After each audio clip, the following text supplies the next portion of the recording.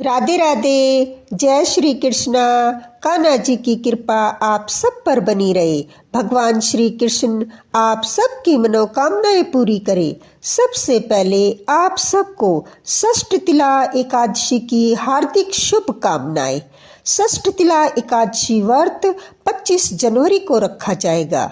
इस व्रत का फल कन्यादान, हजारों सालों की तपस्या और यज्ञों के बराबर माना जाता है। अगर आप व्रत नहीं कर सकते तो सिर्फ कथा सुनने से भी वाजपेयी यज्ञ के बराबर पुण्य मिलता है। षष्ठ तिला एकादशी के दिन पानी में काले या सफ़ेद तिल डालकर जरूर स्नान करें। इसी के साथ इस दिन पर गंगा जल में तिल मिलाकर सूर्य को अर्घ देना चाहिए। भगवान विष्णु की पूजा के दौरान तिल का भोग लगाना चाहिए। इससे आपको व्रत का दुगना फल प्राप्त होगा। षष्ठ तिला एकादशी के दिन तिल का दान करें। ऐसा करने से पुण्य फलों की प्राप्ति होती है। साथ ही इससे व्यक्ति का दुख, दरिद्रता और दुर्भाग्य दूर होता है। षष्ठ तिला एकादशी के दिन आप अपने भोजन में भी तिल जरूर शामिल करें। इससे जीवन में अच्छे परिणाम देखने को मिलते हैं। आइए अब षष्ठ तिला एकादशी व्रत कथा सुनते हैं। एक समय दालभ्य ऋषि ने पुलस्त्य ऋषि से पूछा, हे महाराज, पृथ्वी लोक के मनुष्य ब्रह्महत्या आदि महान पाप करते हैं। पराये धन की चोरी तथा दूसरे की उन्नति को देखकर जलते हैं। साथ ही अनेक प्रकार के उल्टे सीधे काम करते हैं, फिर भी उनको नरक प्राप्त नहीं होता। इसका क्या कारण है? वह न जाने कौन सा दान पुण्य करते हैं जिससे उनके पाप नष्ट हो जाते हैं। आप सब कृपा पूर्वक कहिए। पुलस्त्य मुनि कहने लगे, हे महाभागे, आपने मुझसे अत्यंत गंभीर प्रश्न पूछा है। इससे संसार के जीवों का अत्यंत भला होगा। इस भेद को ब्रह्मा, विष्णु, शिव तथा इंद्र आदि भी नहीं जानते, परंतु मैं आपको यह गुप्त तत्व अवश्य बताऊंगा। माघ मास के लगते ही मनुष्य को स्नान आदि करके शुद्ध रहना चाहिए और इंद्रियों को वश में करके तथा काम, क्रोध, लोभ, मोह, अहंकार, ईर्ष्या और द्वेष आदि को त्याग करके भगवान का स्मरण करना चाहिए। पुष्य नक्षत्र में गोबर, कपास, तिल मिलाकर उनके कंडे बनाने चाहिए। फिर उन कंडों से 108 बार हवन करना चाहिए और उस दिन मूल नक्षत्र और एकादशी तिथि हो तो अच्छे पुण्य देने वाले नियमों को ग्रहण करें।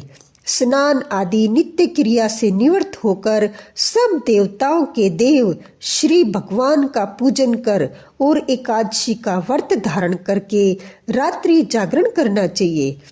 उससे दूसरे दिन धूप, दीप, नैवेद्य आदि से भगवान का पूजन करके खिचड़ी का भोग लगावें। तत्पश्चात पेठा, नारियल, सीताफल या सुपारी सहित अर्घ देकर स्तुति करनी चाहिए।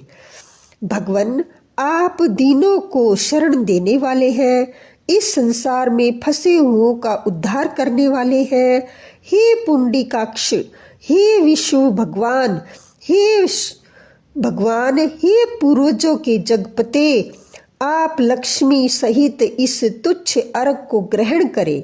इसके पश्चात जल से भरा हुआ कुंभ या घड़ा मतलब ब्राह्मण को दान करें तथा ब्राह्मण को गो और तिल पात्र भी देना अच्छा रहता है। तिल स्नान और तिल भोजन दोनों ही श्रेष्ठ है। इस प्रकार जो मनुष्य जितने तिलों का दान करता है उतने ही 1000 वर्ष स्वर्ग में वास करता है। तिल स्नान, तिल का उबटन, तिल का हवन, तिल का तर्पण, तिल का भोजन, तिलों का दान, ये तिल के 6 प्रकार के प्रयोग करने के कारण ये षष्ठ तिला एकादशी कहलाती है। इस व्रत के करने से अनेक प्रकार के पाप नष्ट हो जाते हैं। इतनी कथा कहकर पुलस्त्य ऋषि कहने लगे कि अब मैं इस षष्ठतिला एकादशी की कथा तुमसे कहता हूँ। एक समय नारद जी ने भगवान विष्णु से यही प्रश्न किया था। भगवान ने जो षष्ठतिला एकादशी का महात्म्य नारद जी को सुनाया, सो मैं तुमसे कहता हूँ। नारद जी कहने लगे, हे भगवान, षष्ठतिला एकादशी का क्या पुण्य होता है और इसकी क्या कथा है, सो मुझसे कहिए। भगवान कहने लगे, हे नारद, मैं तुमसे आंखों देखी सत्य घटना कहता हूँ, तुम ध्यान पूर्वक सुनो। प्राचीन काल में मृत्यु लोक में एक ब्राह्मणी रहती थी। वह सदैव व्रत करती रही। उससे उसका शरीर अत्यंत दुर्बल हो गया। यद्यपि वह अत्यंत बुद्धिमान थी, परंतु उसने कभी देवताओं या ब्राह्मणों के निमित्त अन्न या धन का दान नहीं किया था। इससे मैंने सोचा कि ब्राह्मणी ने व्रत आदि से अपना शरीर शुद्ध कर लिया है, अब इसको विष्णु लोक तो मिल जाएगा, परंतु इसने कभी अन्न दान नहीं किया है, इससे इसकी तृप्ति होनी कठिन है। ऐसा सोचकर मैं एक भिखारी बनकर मृत्युलोक में उस ब्राह्मणी के पास गया और उससे भिक्षा मांगी। वह ब्राह्मणी बोली, महाराज, आप यहाँ किस लिए आए हैं? मैंने कहा है कि मुझे भिक्षा चाहिए। इस पर उसने एक मिट्टी का ढेला मेरे भिक्षा पात्र में डाल दिया। मैं उसे लेकर स्वर्ग में लौट आया। कुछ समय पश्चात वह ब्राह्मणी भी शरीर त्याग कर स्वर्ग में आ गई। उस ब्राह्मणी को मिट्टी का दान करने से स्वर्ग में सुंदर महल मिला, परंतु उसने अपने घर को अन्न आदि सब सामग्रियों से शून्य पाया। घबराकर वह मेरे पास आई और कहने लगी, भगवान, मैंने अनेकों व्रत आदि से आपकी पूजा की, परंतु फिर भी मेरा घर अन्न आदि से सब वस्तुओं से शून्य है। इसका क्या कारण है? मैंने कहा, पहले तुम अपने घर जाओ, वहाँ देव स्त्रियां तुम्हें देखने के लिए आएंगी। पहले उनसे षष्ठतिला एकादशी का पुण्य और विधि सुन लेना, तब द्वार खोलना। मेरे वचन सुनकर वह अपने घर गई। तब देव स्त्रियां आई और द्वार खोलने के लिए कहा तो ब्राह्मणी बोली, आप मुझे देखने के लिए आई हैं तो षष्ठतिला एकादशी का महात्म्य कहिए। उनमें से एक देव स्त्री कहने लगी, मैं कहानी कहती हूँ। जब ब्राह्मणी ने षष्ठतिला एकादशी का महात्म्य सुन लिया, तब उसने द्वार खोला। देवांगनाओं ने उनको देखा कि न तो वह गंधर्वी है न असुरी है, वरन पहले जैसी मानुषी है। उस ब्राह्मणी ने भी उनके कथनानुसार षष्ठतिला एकादशी का व्रत किया। उसके प्रभाव से वह सुंदर और रूपवती हो गई तथा उसका घर अन्न आदि समस्त सामग्रियों से युक्त हो गया। अतः मनुष्य को मूर्खता त्याग कर षष्ठतिला एकादशी का व्रत और लोभ न कर तिल आदि का दान करना चाहिए। इससे दुर्भाग्य, दरिद्रता तथा अनेक कष्ट दूर होकर उनको मोक्ष की प्राप्ति होती है। बोलो विष्णु भगवान की जय। आइए अब एकादशी की आरती करते हैं। ओम जय एकादशी माता, जय एकादशी माता, जय एकादशी माता। विष्णु पूजा व्रत को धारण कर शक्ति मुक्ति पाता।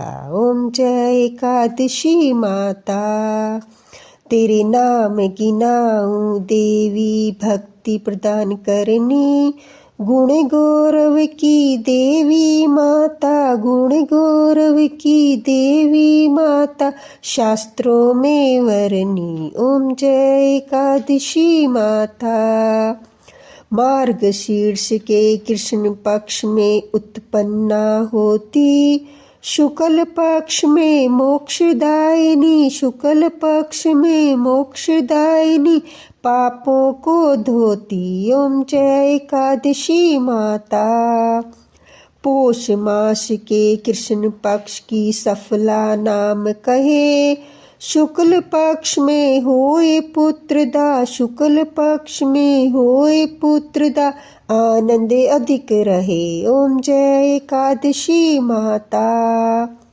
नाम षष्ठ तिला माघ मास में कृष्ण पक्ष आवे, शुक्ल पक्ष में जया कहावे, शुक्ल पक्ष में जया कहावे, विजय सदा पावे। ओम जय एकादशी माता। फागुन विजय फागुन कृष्ण पक्ष में शुक्ला आमलकी, पाप मोचनी कृष्ण पक्ष में, पाप मोचनी कृष्ण पक्ष में, चैत्र मास बालकी। ओम जय एकादशी माता। चैत्र शुक्ल में नाम कामदा धन देने वाली, नाम बरुथनी कृष्ण पक्ष में, नाम बरुथनी कृष्ण पक्ष में, बसाख महावाली। ओम जय एकादशी माता। शुक्ल पक्ष में होए मोहिनी, अपरा ज्येष्ठ कृष्ण पक्षी, नाम निर्जला सब सुख करनी, नाम निर्जला सब सुख करनी, शुक्ल पक्ष रखी। ओम जय एकादशी माता। योगनी नाम आषाढ़ में जानो, शुक्ल पक्ष वरनी, देवशैनी नाम कहायो, देवशैनी नाम कहायो, शुक्ल पक्ष धरनी। ओम जय एकादशी माता। कामिका श्रवण मास में आवे, कृष्ण पक्ष कहिए, श्रावण शुक्ल होए पुत्रदा, श्रावण शुक्ल होए पुत्रदा, आनंद से रहिए। ओम जय एकादशी माता। अजा भाद्रपद कृष्ण पक्ष की परवर्तनी शुक्ला, इंद्रा अश्वनी कृष्ण पक्ष में, इंद्रा अश्वनी कृष्ण पक्ष में, वर्त से भवसागर निकला। ओम जय एकादशी माता। पाप कुसा है शुक्ल पक्ष में, पाप हरनहारी, रमा मास कार्तिक में आवे, रमा मास कार्तिक में आवे, सुखदायक भारी। ओम जय एकादशी माता। देवथैनी शुक्ल पक्ष की दुखनाशक मैया, लोंद मास की करो विनती, लोंद मास की करो विनती, पार करो नैया। ओम जय एकादशी माता। शुक्ल लोंद में होई पद्मनी, दुख दरिद्र हरनी, परमा कृष्ण पक्ष में होती, परमा कृष्ण पक्ष में होती, जनमंगल करनी। ओम जय एकादशी माता। जो कोई आरती एकादशी की भक्ति सहित गावे, जन रघुनाथ स्वर्ग का वासा, जन रघुनाथ स्वर्ग का वासा, निश्चय वह पावे। ओम जय एकादशी माता। जय एकादशी माता मैया, जय एकादशी माता। बोलो एकादशी माता की जय। विष्णु भगवान की